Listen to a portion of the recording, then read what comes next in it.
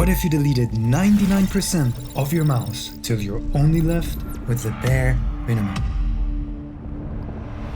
This mouse completely changed my aim, but even after 3 months of using it, I still get amazed by how seamless and weightless it feels in your hand. If only you could actually buy it, because the only way you're going to be able to click on that buy button before it's sold out is if you already own it and can flick that fast.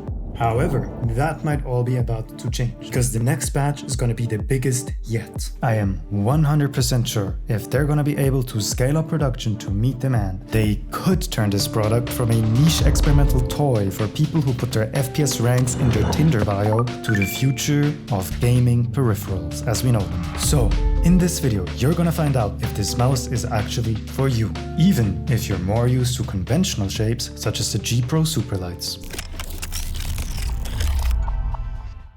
The device I've been talking about is called the ZeroMouse Blade. Now, to understand this peripheral that looks like it was scavenged from an alien exoskeleton, you first have to understand the mind that willed it into existence. This is Ali, better known as Optimum Tech, an Australian man with a crippling addiction to hardware performance.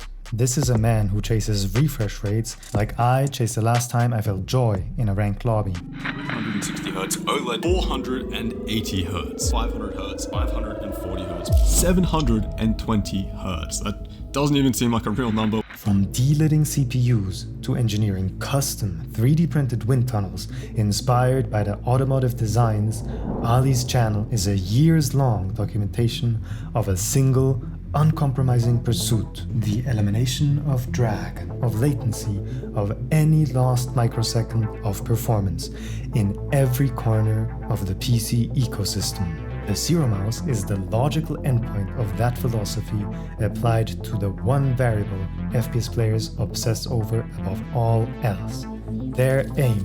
This is a mouse stripped of everything that is not strictly necessary. No RGB, no comfort features. It is a 3D printed skeleton weighing in at only 22 grams. This entire peripheral weighs less than a single AA battery you used to put inside your old gaming mouse. It is essentially a sensor, triggers, and a scroll wheel held together by the barest structural integrity required to sit in your hand and function. The core idea behind this design is simple. Remove as much as possible from your mouse to achieve the lowest weight possible, and with it, the lowest inertia possible. Put simply, small mouse, fast flick. In theory, this helps you in every part of your movement, accelerating to reach the target, but also stopping when you actually get there feels a lot more immediate. But of course, there's always a trade-off. While you gain a lot of speed and agility, you lose some stability, and this is mainly caused by 2 factors. First, there's the reduced weight. This can feel kind of flimsy because your brain tries to put more power into your movements than is actually necessary to move and stop the mouse. The second part is the grip. Because, if you remove most of your mouse, it's gonna change the way you can grip it. This minimalist design forces you into a fingertip grip, meaning the only thing touching the mouse, literally the only point of contact, are your fingertips. So, if you're coming from a palm grip where your whole hand naturally lies flat on the mouse, this is going to feel very weird and honestly pretty jarring at first. In a palm grip or even a claw grip, which is basically the same grip but with slightly less contact from the middle of your fingers, you're using your hand as an anchor. That contact gives you a lot of passive stability. With a fingertip grip, that anchor is gone, and with it, that built-in stability disappears too. At first, that can make your aim feel shakier or less controlled. But once your brain adapts and learns to create that stability on its own using just your fingertips, you start to unlock the real benefits of this design. Lighter movement, faster corrections, and way more precision than you'd expect. It feels wrong at first, then it starts to make sense. I've already talked about the improvements to speed, But another thing that is really beneficial is the freedom of motion you get in your fingers.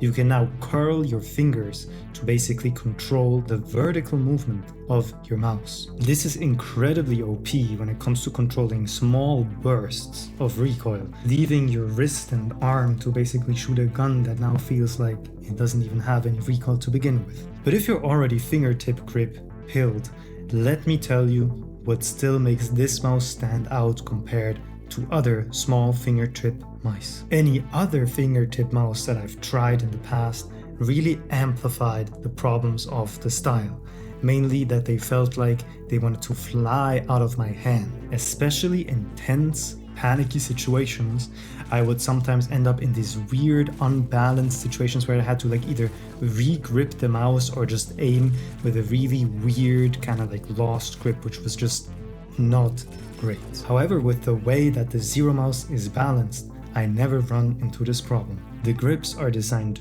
really well to keep your hand stuck to the thing. The only issue that I've consistently had and that no amount of time and practice solved is accidentally firing my gun in tense situations, which depending on the game could actually be quite detrimental and awkward. Now, like I stated all the way at the start of the video, Optimum is currently working on the second and improved patch. The latest patch of this mouse doesn't change what's already great about it, but it improves durability. There was some criticism with units apparently breaking at falls that should be survivable by any other mouse, but now this should be fixed due to some structural reinforcements and a better resin without compromising on the weight. Personally, my copy has stood the test of time and I haven't had any part of it break or degrade. However, this probably has less to do with the structural integrity of the mouse and more with my therapist's success in managing my anger issues, because now I no longer hurl my mouse across my room whenever I lose a gunfight. But let's talk about what is by far the worst part of this mouse, and that is the lack of availability. We'll see how long the next patch is going to be available before it sells out, but Optimum Tech is scaling up production. He got a new warehouse, he expanded the team, streamlined production, and he's making a batch equal to every past batch combined. Let's get to the most important question. Is this mouse right for you? I would say it depends on a few factors. If you're already somebody who uses a fingertip style, there's no real reason not to try this mouse. However, if you're somebody who's really gotten attached to their palm or claw grip for years and you maybe don't have a lot of time to play every week, I would really consider it, because you do need a good amount of time to retrain your brain to use this kind of mouse. If you can and want to invest the time, it's a very satisfying experience. You basically have a higher skill floor and skill ceiling with this mouse. So after 3 months of using it, I can't really go back to any heavier mouse. It just feels wrong and clunky. The way this mouse just reacts seamlessly to my hand movements, it's like I'm not even conscious of the fact that I'm holding something in my hand.